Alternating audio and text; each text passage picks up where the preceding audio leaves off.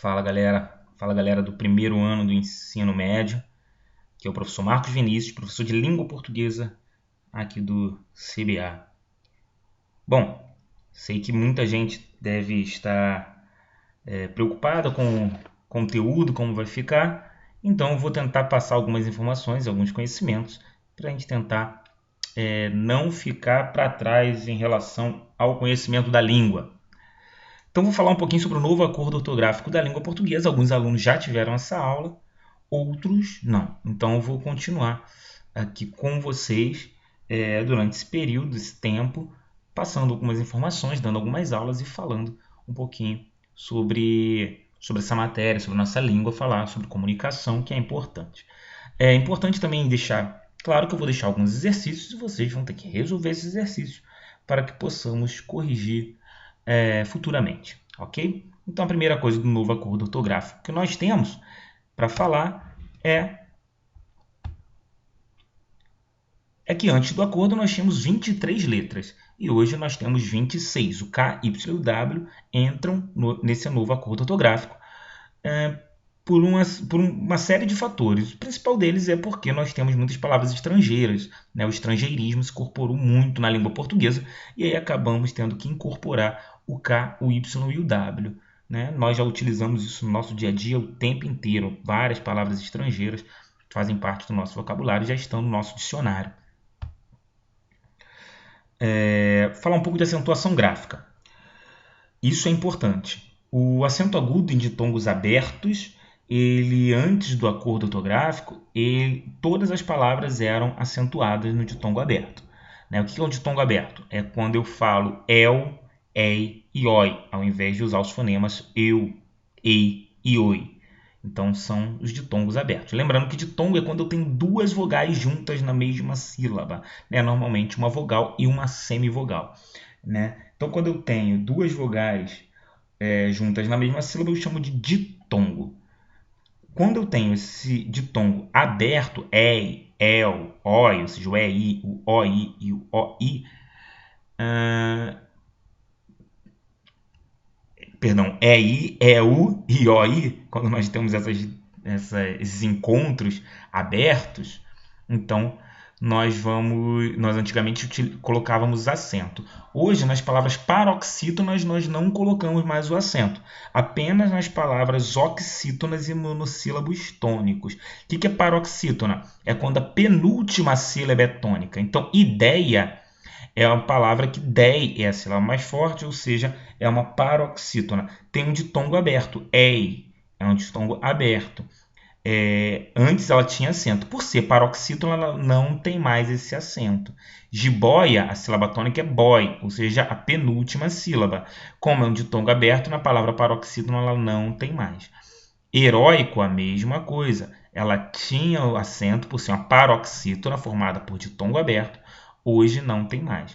Esse acento vai continuar nas oxítonas. O que é oxítona? É quando a última sílaba é tônica. Então, quando eu tenho a última sílaba mais forte formada por ditongo aberto, el, ei ou oi, eu vou colocar acento. Então, herói tem acento, diferente de heróico, porque heróico é paroxítona, mas herói é oxítona. Anéis tem acento, porque a última sílaba é formada por esse ditongo aberto, ei. Então tem acento. Chapéu, a mesma coisa, vai ter acento porque é um ditongo aberto, el, na última sílaba, não na penúltima. Monossílabo tônico também continua com esse acento. Por quê? Porque monossílabo tônico é quando eu tenho uma única sílaba e ela é forte. Então, véu só tem uma sílaba, ela é forte, tem um ditongo aberto el, coloco acento agudo. Sóis só tem uma sílaba, formado por ditongo aberto oi, então coloco acento agudo aqui. Então, oxítonos e monossílabos tônicos continuam com um acento no ditongo aberto el, ei e oi, diferente das palavras paroxítonas, essas não têm mais acento. Antes do acordo ortográfico, eram acentuados os hiatos com i e u tônicos se antes houvesse um ditongo. Né? Então, baiuca é um u tônico, antes tem um ditongo. Ele está sozinho na sílaba, ou seja, formou um hiato com a vogal anterior. Hiato, gente, só relembrando, é quando eu tenho duas vogais juntas na palavra, mas elas se separam de sílabas. Né? Quando estão na mesma sílaba, eu vou dizer que é ditongo. Quando estão em sílabas separadas, eu tenho o hiato. Baiuca acontece isso. Ó. Baiuca, bai, o A e o I estão numa sílaba e esse I se separou do U. Então, quando as vogais se separam na sílaba, eu vou dizer que é um hiato. Então, tem bai, U, K. Esse U teria acento antigamente, porque era antecedido de ditongo. Feiura, mesma coisa. Hoje, com o acordo ortográfico, se acontece isso, mas antes eu tenho um ditongo, ele é tônico, está sozinho na sílaba, forma hiato com a vogal anterior, mas antes tem um ditongo, então eu não coloco o acento mais para ele.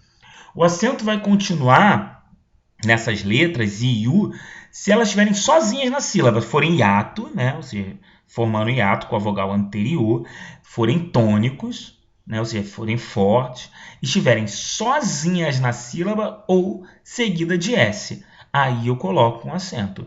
Saúde, raízes, ó, antes não tem ditongo. Tá vendo? Então ela está sozinha na sílaba. Eu faço saúde, raízes. Está sozinho na sílaba, permanece. Né? Também vai permanecer o acento agudo no I e no U desse ato, eles tônicos, das palavras oxítonas, ou seja, se na última sílaba for forte. E aí não importa o que vem antes. Então, tu e o yu tem acento porque é oxítono, então está na última sílaba. Né? E aí vão ter acentos tônicos, beleza? Porque formou hiato. Não é porque é um oxítono terminado em U, não. É porque formou hiato com a vogal anterior. Aí tem acento. Antes do acordo também, em relação a acento circunflexo, as letras O, E, quando unidas, serão hiatos, né?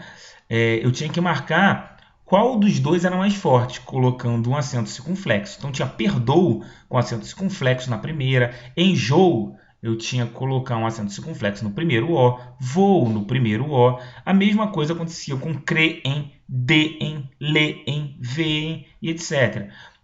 Para marcar qual era a vogal tônica, qual a vogal mais forte. Esse circunflexo dessas letras repetidas, elas acabaram. Então, vou, enjoo, perdoo, creem, deem, leem, não tem mais acento, ok?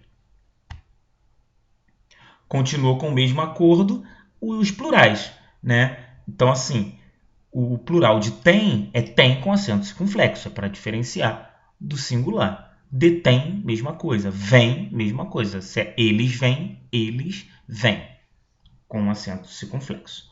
Ok? Bom, em relação ao acordo ortográfico, eu vou dar uma parada aqui e na próxima videoaula eu falo um pouco sobre o hífen com vocês. Ok? Até a próxima. Eu vou mandar alguns exercícios para que vocês também possam praticar